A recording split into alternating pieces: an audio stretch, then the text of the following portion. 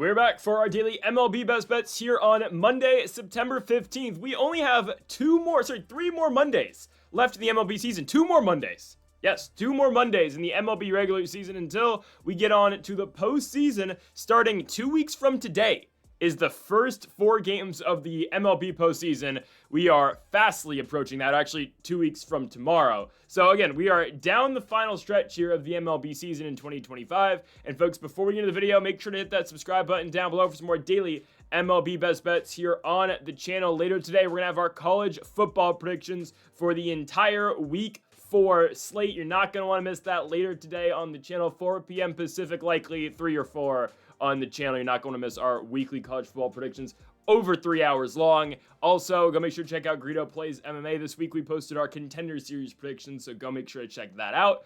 And hit that subscribe button down below for both channels as we get going with the first of our 5 best bets today. Not many teams in action. I believe there's 9 games today, 9 or 10 games. That's fine. We'll make the best of what we got. And our first game is a bet I like a lot.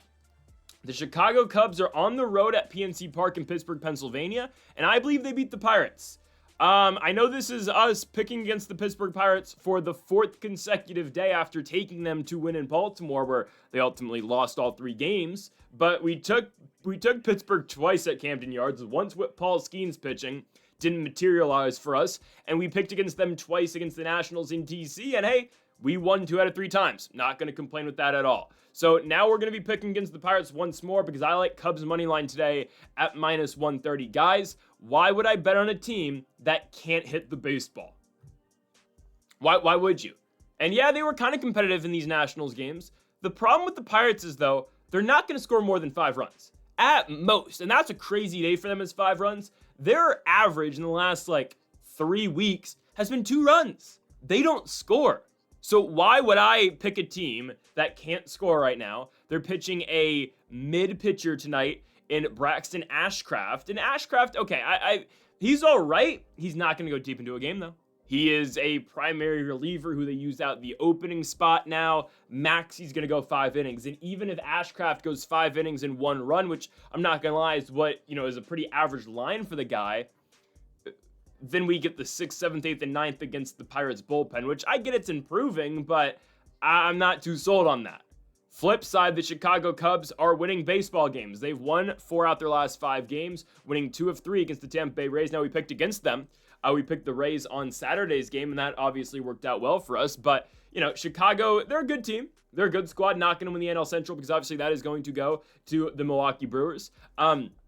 But Chicago currently 21 games over 500, 2 victories, 2 out of 3 in that Atlanta series on the road. They obviously then win 2 of 3 against the Tampa Bay Rays at Wrigley Field. And they're throwing Jameson Taillon tonight. That's awesome. Taillon with a 4.15 ERA. The thing is, okay, throughout the course of the year, Taillon hasn't been great, right? That 4 ERA was horrible in June, posted a 5.57 ERA, had a start where he gave up 8 runs. I get that. Recently, though, Taillon's been good. I can't complain from how Taillon's been pitching recently. In the month of August, albeit, this is post-return for Taillon, post-injury, came back, made 2 starts against the Milwaukee Brewers and the Los Angeles Angels, 11 innings, 8 hits, 2 runs combined in those 2 starts. That equates to a 1.64 ERA. Last outing against the Braves on the road, went 4 innings, 6 hits, 2 runs. That's not great, but we also got to take into perspective and take into account he's pitching against the Pittsburgh Pirates. Got to watch a lot of this team over the weekend, right? I mean, we watched them quite a bit in that Orioles series because we were playing Pittsburgh. Or, obviously we played Pittsburgh moneyline. And then I got to watch them throughout the weekend, obviously playing against my favorite team. They're just as bad as they are on every Paul Skeens start, right? Normally, I only watch the Pirates when Skeens pitches. This weekend, obviously, I got to watch them every single game. My goodness, they're not very good. The Nationals should have swept if McCutchen didn't come clutch in Saturday's game. The Nationals would have won all 3 games in that series. But Pittsburgh yesterday against the Nationals gets out to a 3-0 start in the first inning. It's a really bad first for Cade Cavalli. What does he do after? He locks in, goes 4 shutout innings. Nats win the game 4-3. It's a 3-3 game after the Nats tack on 3 runs in the bottom half of the second inning. And then Dalen Lyle with an RBI double into center field, which actually only became an RBI or only scored a run because O'Neal Cruz booted the ball in center. There's just not a lot going the Pirates' way. I look at this lineup too. I mean, again, I got to watch it quite a bit this weekend. Not many guys that wow me. I think Nick Gonzalez is a really solid player. I think, you know, at his age, McCutchen can still do his thing. Spencer Horwitz can hit the ball very hard. Other than that, though, I'm not really sold on anybody. Like, again, O'Neal Cruz hits the ball hard occasionally. Same with Joey Bart. But they're still batting Ji-Hwan Bae in their lineup every day. And Ji-Hwan Bae bats 050. I mean, it's just, I don't know what you want to expect, what you're going to expect out of this Pirates lineup. They're not very good. Tommy Pham obviously can hit too, even though he's been a little bit colder recently. I'm going with the Chicago Cubs here. I don't think just, Braxton Ashcraft is enough to push Pittsburgh over the top for me today. Chicago's a playoff team. Chicago needs to keep winning so they can ensure themselves a home playoff series in the wild card round. From top to bottom, it's a decent, it's a good lineup. You know, you got a guy like Balastrios hitting really well now at the DH spot for Chicago. He can catch too, but yeah, Balastrios is hitting well. Nico Hoerner's ripping the cover off the ball right now. Same with Ian Happ. Everyone, to me, except for Pete Crow Armstrong, sitting well for Chicago, so I would expect them to win today as well. Chicago money line against the Pittsburgh Pirates, minus 130 on the road at PNC Park. I do believe the Cubs are going to be able to get this one done. We move on now to our second best bet of the video. We go to our Washington Nationals best bet of the day. And I am going to be fading the Nats. Okay, so this run of, Nationals every single day, it is going to come to an end, right? It was just, in certain spots, I really liked the Nationals over the last week. Hell, why wouldn't you? If your favorite team is playing the Miami Marlins and the Pittsburgh Pirates, I think you would like the spots as well. We are going to go through a difficult start to the week, and I'll tell you why right now. Okay, Nats obviously eliminated from playoff contention, and we talked about that yesterday. Washington this week has faced the Braves. It's not like the Braves are some juggernaut in 2025. They're not, right? The Nats are 62-87. The Braves are 66-83. I mean, legitimately, if the Nats somehow found a way to sweep, they would pretty much have identical records, right? It's kind of crazy that the Braves are this close to us. The reason this series is bad this week is because, well, today we're starting Mitchell Parker, who had his career best start, I get that, in Miami against the Marlins. But how many times is Mitchell Parker going to do that? Oh, I'll tell you, once ever, okay? The Mitchell Parker Linsanity run, well, that happened in the beginning of this season, the beginning of last year. He's not going to pitch well again today, unfortunately. I hope he does. I really hope so. Like, I'll be the first to, clap him on, or I'll be cheering for Mitch. I don't think he's going to pitch all that well today, just because he is coming off such a good start. And that's not just Mitchell Parker's great. He just took advantage of a bad Marlins lineup. He went 7 2/3 innings, gave up 4 hits and 2 runs. That's a really good start out of Mitch. His ERA this season, though, is still 5.69. And honestly, not to be harsh, guys, but for the betterment of this franchise going forward and the organization going forward, we kind of need Mitchell Parker to lose this game. We need the Braves to kind of blow it up today. Because, guys, if Parker pitches well, he's got 2 more starts after this for the entire season. Say he puts together a really good September, and then, ownership's like, and DeBartolo, whoever the new GM is like, we're going to bring back Mitchell Parker next season to be the 5th starter. Because if that happens, we have a problem. We have a major problem. I don't think it will, but I don't think he's going to come back, but for the betterment of the team, we need, unfortunately, the Braves to score 5 runs tonight. And that's something that occasionally happens when Mitchell Parker pitches. Guys, in Mitchell Parker's last 8 starts, the opposing team has scored 5 or more runs in 7 of those games. The one time they didn't was when the Tampa Bay Rays were in town. I remember this specifically, too, because we played Rays team total over a 4.5, and the Rays only scored 4 runs. Every other start since late July, opposing teams have gotten more than 4.5 runs, or at least they've scored at least 5 runs in Mitchell Parker started games. It's just a problem with Parker, right? Nothing's going to blow you away. He's very hittable, doesn't have much movement on anything. He's just a very hittable pitcher. And I know the Braves lineup, again, is completely different. Not different, but it's not what people thought it was going to be this year. Obviously, nobody thought Atlanta at this point in the year would be 17 games under 500. Hell, I'm not complaining. But anyways, you still got somewhat decent bats. Jerickson Profar, Matt Olson, lefty, okay. Drake Baldwin, I get it. That's not a great matchup for Baldwin on paper, but he should be fine. Ronald Acuna is not hitting well. Yesterday against the Astros, he goes 0 for 4 at 3 strikeouts, but I assume Acuna will still be in the middle of the lineup for today. Michael Harris has cooled off since his very hot August, or start to the month of August. You're still going to get a guy like Ozuna from the Braves. Of course, I'm talking about Marcell Ozuna in the lineup too. I think the Braves should be able to do enough today against Mitch. Again, we talk about Mitchell Parker's last start. I hate to say it, that was a fluke. Okay? Well, that, and also, it's the Marlins. And Mitch historically has pitched fairly well against Miami. It's just, when he pitches against actual competent teams, and I'm not saying Miami's not that, when he pitches against better teams, though, he really struggles. And I'd expect him to struggle today, even though, right, the Braves do have a worse record than Miami, but this lineup I do fear more. I don't know if I fear them more than Miami. Miami just pulls guys out of their ass, and they somehow find a way to score 10 runs. Regardless of that, though, I think this is a really good spot for us today. Atlanta Braves team total over minus 135. And again, like I was mentioning earlier, why is this a brutal week for us with the Nats? Or at least just start of the week. So today we have to watch Mitchell Parker and Spencer Strider. Tomorrow, Mackenzie Gore's pitching great against Chris Sale. And then on Wednesday, there's a doubleheader tomorrow. That's what's happening, right? I was like, where's the Jake Irvin start? Jake Irvin's pitching the first half of the doubleheader tomorrow. Great. Then Chris Sale, Mackenzie Gore, and then Wednesday, Hurston Waldrop and Brad Lord. That's going to go okay, I think. But, yeah, we got to play these 4 brutal games against the Atlanta Braves, and I hope we can split. I don't know. I mean, what am I cheering for in September with the Washington Nationals? We can't get a top 10 lottery pick, and you've heard me talk about this before, so I'm not going to waste your time. But give me the Atlanta Braves team total over today, 4.5 runs. I think they should do it. Again, Parker's not a very good pitcher. If you watch the channel, you know I don't think Parker's that great. So give me the Atlanta Braves to come through for us tonight and score more than 5 runs on the Nats. And I need this more than just the bet because I can't watch Mitchell Parker make starts for my baseball team once every 5 days next year. We move on now to our third best bet of the video. We go to our daily nerfy. Let's go to the South Side in Chicago, Illinois for the Chicago White Sox and the Baltimore Orioles. We're taking the nerfy here at minus 135 as well, if I'm not mistaken. Yes, at minus 135. Pitching matchup today, Kyle Bradish versus Sean Burke. I like this spot. My main concern, though, I'll say it right now, I'll say it immediately. My main concern is the Orioles finding ways to score on Sean Burke. I'm not too concerned about Bradish giving up runs. Guys, Bradish, since returning, after being out for, 14 months off of Tommy John, Kyle Bradish so far in 2025 has been excellent. First start against the Boston Red Sox, 6 innings, 4 hits, 2 runs. And then in back-to-back wins, he goes 4 innings, 4 hits, 2 runs against the Padres. And then his last start, his best start, on the 9th, 7 innings, 4 hits, 1 run against the Pittsburgh Pirates. Again, that's just how bad the Pirates can be, and we're hoping we get something like that today for the Pirates against the Chicago Cubs. Anyways, Bradish has been good in return from injury.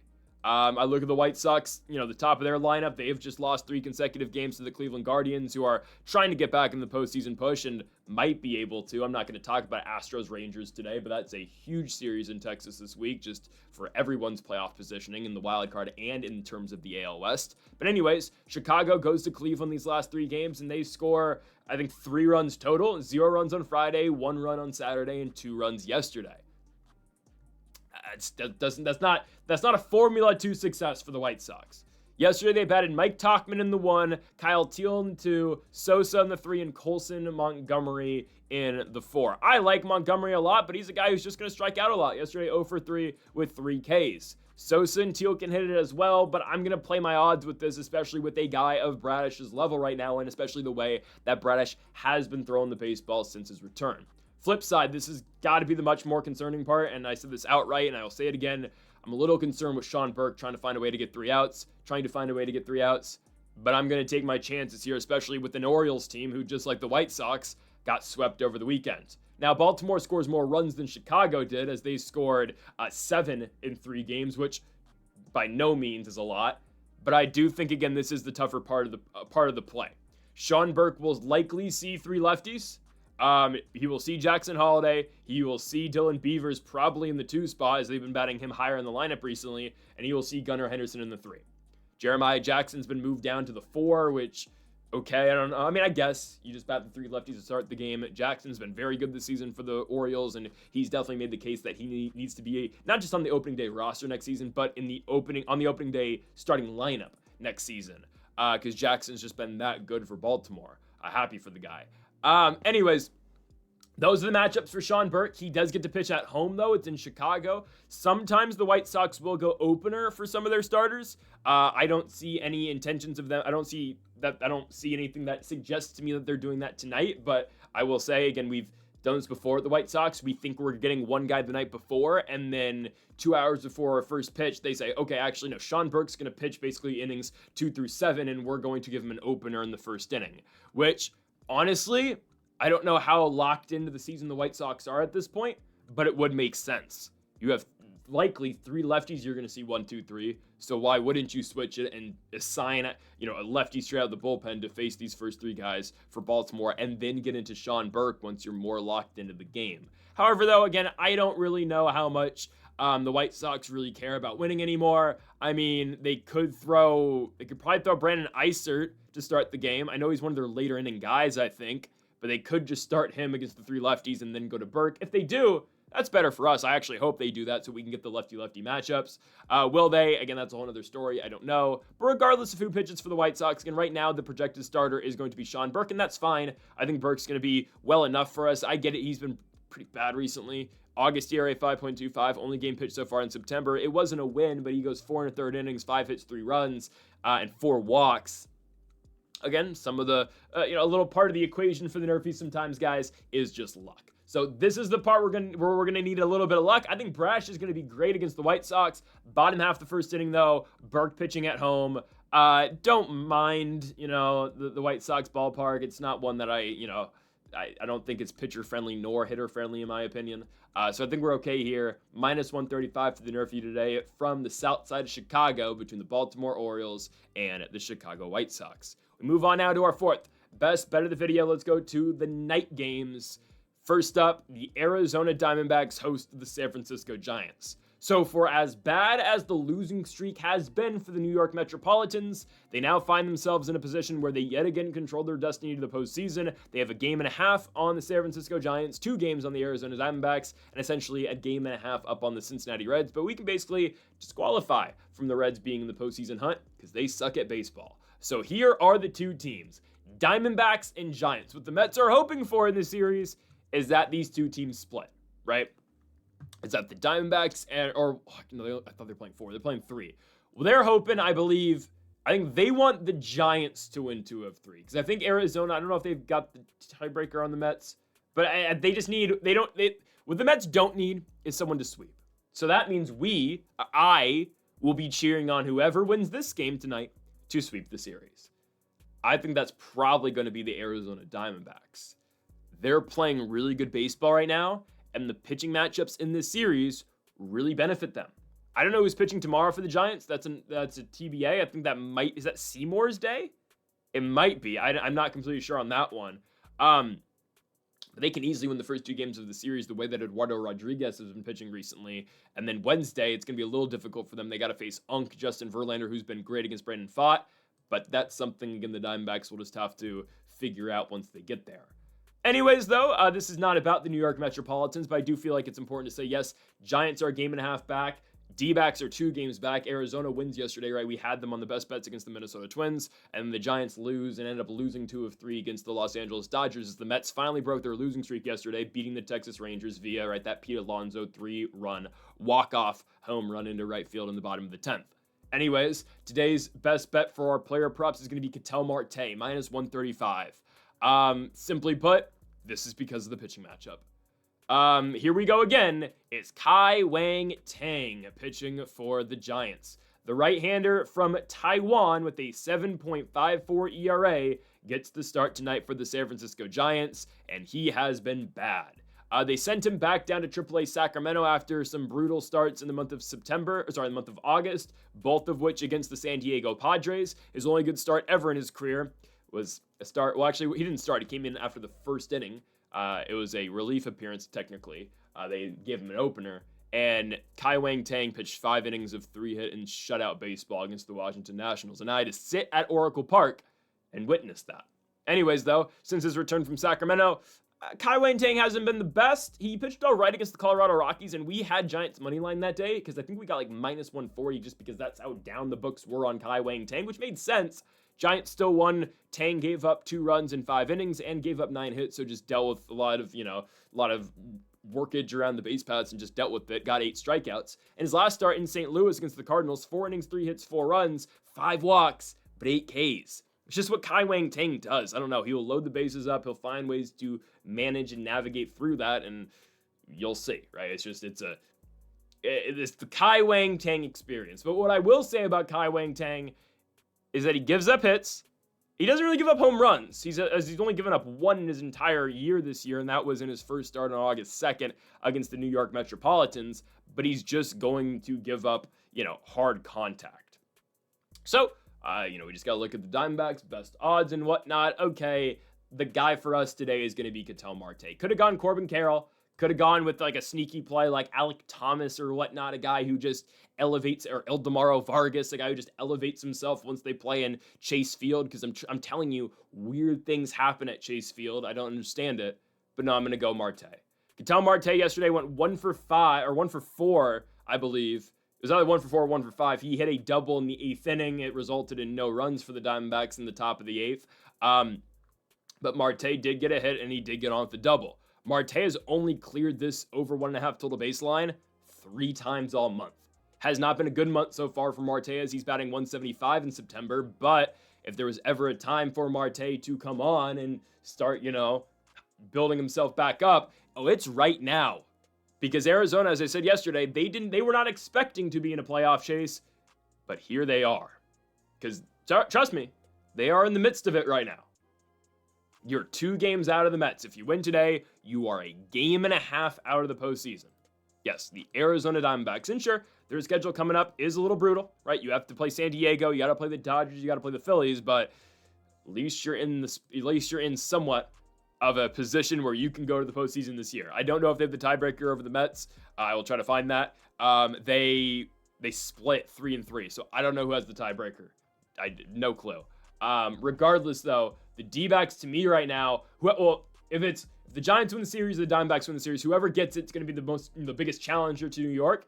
And I think, again, if you're the Diamondbacks, you got to rely and you got to look at a guy like Ketel Marte to really pull you through this one. And I think that's exactly what's going to happen. I think Marte has a big night tonight against a guy in Kai Wang Tang who has not been good in 2025. Again, this is a pitcher with a 7.54 ERA who gives up a bunch of hits. He's pitched 22 2/3 innings this year. He's given up 26 hits and 21 runs. And he's walked 14 batters, which doesn't apply to us today. I get that. But where it does apply is bad control. That means he's going to leave something over the center of the plate, right? Something that Kai Wang Tang doesn't want to throw, Marte should hopefully be able to get a hold of. So I'm going to go with Ketel Marte tonight, over 1.5 total bags at home at Chase Field in Arizona. I think he's able to go over for just the 4th time in the month of September. We go on to our final best bet of the video, and it is our last play and our money line play. I am taking the Philadelphia Phillies to beat the Los Angeles Dodgers. I'm not just doing this because I think the Dodgers suck. Well, they do. But off bat, man, the pitching matchup favors Philadelphia. Is this something we are going to see in the playoffs? It very well could be. Obviously, it looks pretty certain that the Philadelphia Phillies are going to be the number 2 seed in the National League, and the Los Angeles Dodgers are going to be the 3 seed. Actually, Phil's are only 2 games back of the Brewers, so the Phils can get the 1. Anyways, though, we know the Dodgers are probably going to have to play in the wild card round, and this is a matchup that we could either see right in the NLTS, or if the Phils get 1, could see this right in the National League Championship Series, assuming the Dodgers beat the Brewers in a 5-game set, and assuming the Dodgers get by the Mets or the D-backs in the first round. Hey, I can tell you a team the Dodgers do not want to see in the first round: the Answerbacks. Saw how that went last time they matched up in the postseason, right? Anyways, I love this spot for the Phillies today. I get it. A lot of travel involved, right? Yesterday you just played. Now you got to go cross country, and obviously every team plays on Sunday, right? But you don't get the off day. You don't get the luxury of getting a complete travel day on Monday to get to Los Angeles, right? Phillies lose yesterday, 10-3 against the Kansas City Royals, and that game didn't go too well for us, right? Kyle Schwarber hits a home run in the first inning. Kyle Schwarber and JT Realmuto hit home runs in the first inning. We had Bryce Harper on the over 1.5 total bags, and it didn't go our way. Bryce went 0 for 3 in that game. It is what it is. He walked in the 9th inning, but no bags for Harper in yesterday's game, so ultimately we lost that bet. That's okay. Phillies now got to go cross country, but this is as late as a start time as you can possibly get. Right, they leave Philadelphia, let's say around 5 o'clock yesterday, 6 o'clock yesterday. All right, they should have gotten to Los Angeles around 9 o'clock ish LA time. they have been more than accustomed, and they should be on Los Angeles time, and they should be fine with the travel and whatnot. So I'm not going to take that too much into account here. Again, it's a late night start, 7:10 p.m. over in Los Angeles for this game. What I like the most about this one is not just the fact that the Phillies lineup is better than the Dodgers, and the fact that the Phillies were on a 6-game winning streak before losing yesterday to the Kansas City Royals. And actually, if you go beyond that, before that Royals game yesterday, they had won 9 of their last 10 games. No, there's more to this game than just that. Ranger Suarez versus Emmett Shaheen's the pitching matchup tonight. I don't think Shaheen's a bad pitcher. I think Ranger's going to outduel him, though. And I think that's going to be kind of the story of the National League playoffs, guys. Ranger Suarez and Christopher Sanchez going in back-to-back nights for Philadelphia makes them dangerous. It's what made them so dangerous, obviously, when they made that World Series run, when Zach Wheeler was like an automatic win, and back when Nola still had it. Ooh, man. And that's exactly what this year is going to be for the Phils when they go in the NLDS, when they go Game 1 Christopher Sanchez, Game 2 Ranger Suarez. Oh, here comes Jesus Luzardo in game number 4, or game number 3. Now, who do they go to in game 4? Unless they go short rest, I don't know. If I'm the Phillies, I'm pitching Taijuan Walker in game 4. I have a feeling they might go Aaron Nola, and actually, you probably have to go Aaron Nola just because of the fact that he's been here and he's got postseason and World Series experience. But again, that's something that we'll find out as the season goes on, and I do firmly believe that the Phillies are going to make a much deeper run this year than they did last year. I don't anticipate them, struggling and not getting out of the first round. Like, they're not going to run into a red-hot Mets team in the second round. They're going to run into the Chicago Cubs. Or they're going to run into the San Diego Padres. To me, again, this does apply to the pick, there's just a clear gap in talent, guys. Philly to me has been the front runners for a long time, and they still should be, especially when Trey Turner comes back for the postseason. Sure, the Wheeler injury sucks, but they are still much better than all these teams in the NL, except for potentially the Dodgers. Now, I think they're going to win tonight. Shaheen's been good. Suarez is better, right? Rangers got a 2.77 ERA this season, and I believe that Phillies lineup's going to be much more well-equipped to hit Shaheen than the Dodgers are going to be at Suarez. Suarez is going to see a lot of favorable matchups, lefty-lefty with Ohtani, lefty-lefty with Freddie Freeman, right? And sure, again, some matchups that are going to be great for the Dodgers, right? You're going to get a Pages matchup. You're going to get a Mookie Betts matchup and whatnot, Will Smith-Mateo matchup. Ranger's just that good of a pitcher to the point where he's going to be fine against those guys. Shaheen, okay, he's got to pitch against Bryce Harper. He has to pitch against Kyle Schwarber. Also, bullpens, okay, a lot early in the season was made of the fact the Phillies have a dog crap bullpen. Look who has the bad bullpen now. Oh, it's the Dodgers. Tanner Scott, auto runs. Michael Kopech, auto walks. There are some decent guys, don't get me wrong, but I don't like the Dodgers bullpen as much as I like Phillies. The more complete team is the Philadelphia Phillies, and this is probably a preview of what we're going to get either to go to the NLCS or go to the World Series. I think Philly gets ahead of Los Angeles tonight as we, obviously count down the days to the postseason. I'm going Philadelphia Phillies money line tonight, plus 115. Again, I expect a fairly low-scoring game. But who am I going to trust more, Ranger Suarez or Emmett Shaheen? Ranger Suarez. Shaheen's been pitching well. Last start against the Rockies, 7 innings, 3 hits, 1 run. That's against the Colorado Rockies, though. Last time he faced a half-decent lineup because, guys, this is really Mickey Mouse. His last 4 starts are Rockies, Reds, Pirates, Rockies. I mean, those are 3 of the worst lineups in baseball. Last start against a competent lineup, and I can't believe I'm saying this, a competent lineup known as the Los Angeles Angels of Anaheim. He went 5 innings, 5 hits, 5 runs. My point exactly. Give me Philadelphia in Los Angeles. I think they're going to win as dogs, and I absolutely love the play to end the night. Folks, thank you all for watching our MLB Best Bets here for September 14th. September 15th, excuse me. If you haven't yet, though, make sure to hit that subscribe button down below for more. Make sure to leave a like if you did enjoy the video. Make sure to comment if you do disagree with any of the picks. Folks, thank you all for watching, and Mamba forever.